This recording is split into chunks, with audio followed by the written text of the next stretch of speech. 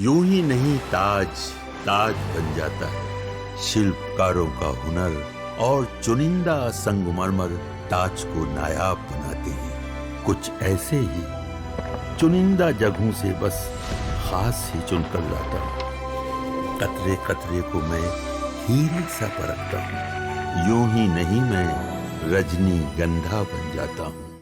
वादी भारत को देते हैं। पाठशाला में अब अगली क्लास। 1965-1971 के युद्ध करगिल से लेकर बालाकोट तक हर बार पाकिस्तान की धज्जियां उड़ा देने वाले मिग-21 का रिटायरमेंट क्यों हुआ है? मिग-21 फाइटर जेट्स की विदाई पर उसके गौरवशाली इतिहास का वो चैप्टर जो आपको जरूर देखना चाहिए। आज का दिन भारतीय वायुसेना के लिए ऐतिहासिक दिन बन गया है। करीब 62 साल तक दुश्मनों के लिए खौफ का दूसरा नाम बन चुका मिग-21 फाइटर जेट आज रिटायर हो गया। यह भारतीय वायुसेना को वो घातक फाइटर जेट है जिसने दशकों तक देश की सुरक्षा का भार अपने विंग्स पर उठाए रखा।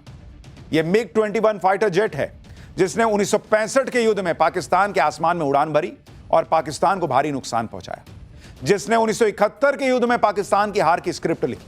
वो 14 दिसंबर 1971 को ढाका में गवर्नर के घर पर मिग-21 का ही सटीक हमला था, जिससे डरकर 16 दिसंबर को पाकिस्तान ने सरेंडर कर दिया था।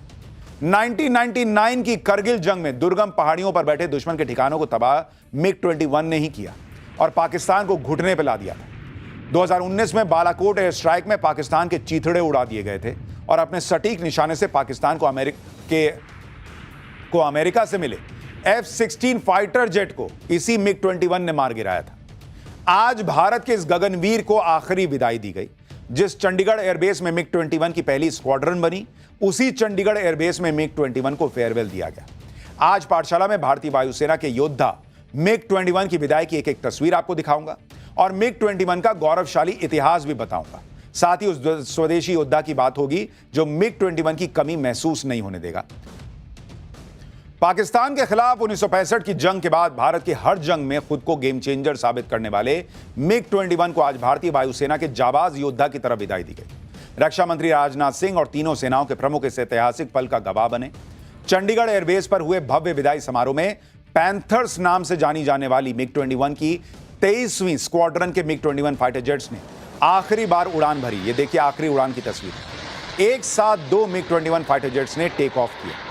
आखिरी उड़ान के बाद जब मिग-21 ने लैंडिंग की तो भारतीय वायुसेना में 6 दशकों के योगदान को सम्मानित करने के लिए उन्हें वाटर कैनन सैल्यूट दिया गया। देखिए दोनों तरफ से पानी जा रहा है, जैसे नहीं वो सैल्यूट देते हैं उस तरह से। पानी की बौछार के साथ ही करीब 62 सालों तक अपनी गर्जना से दुश्मन के छक्के छुड़ाने वाला मिग-21 हमेशा के लिए शांत हो गया। पिछले कुछ सालों में कुछ लोगों ने मिग-21 पर सवाल उठाने की कोशिश की। मिग-21 के क्रैश का हवाला देते हुए इसे फ्लाइंग कॉफिन तक कहा गया, लेकिन आज air chief marshal AP Singh ने खुद मिग-21 से सोलो उड़ान भरकर मिग-21 पर सवाल उठाने वालों की बोलती बंद कर दी। मिग-21 भारत की वायुसेना को मिलने वाला पहला सुपरसोनिक यानी आवाज की रफ्तार से भी तेज उड़ने वाला फाइटर जेट था। पहला मिग-21 अप्रैल 1963 को चंडीगढ़ में उतरा और चंडीगढ़ में ही मिग-21 का पहला स्क्वाड्रन बना। इसलिए चंडीगढ़ में भी भारत के इसी योद्धा को विदाई दी गई। 1960 के दशक की शुरुआत में जब भारत ने मिग-21 खरीदने का फैसला किया तो भारत से तत्कालीन विंग कमांडर दिलबाग सिंह की अगुवाई में 8 पायलट्स को ट्रेनिंग के लिए रूस भेजा गया था। देखिए साल 1962 में मिग-21 को उड़ाने की ट्रेनिंग के लिए भारत के 8 पायलट रूस पहुंचे, लेकिन मेडिकल वजहों से इनमें से एक पायलट को वापस लौटना पड़ा। इस तरह भारत के 7 पायलट्स को रूस में पहली बार मिग-21 उड़ाने का मौका मिला। इनमें विंग कमांडर दिलबाग सिंह के अलावा squadron leader MSD woollen, squadron leader SK Mehra, flight lieutenant AK Mukherjee, HS Gill, AK Sen और BD जयाल शामिल थे।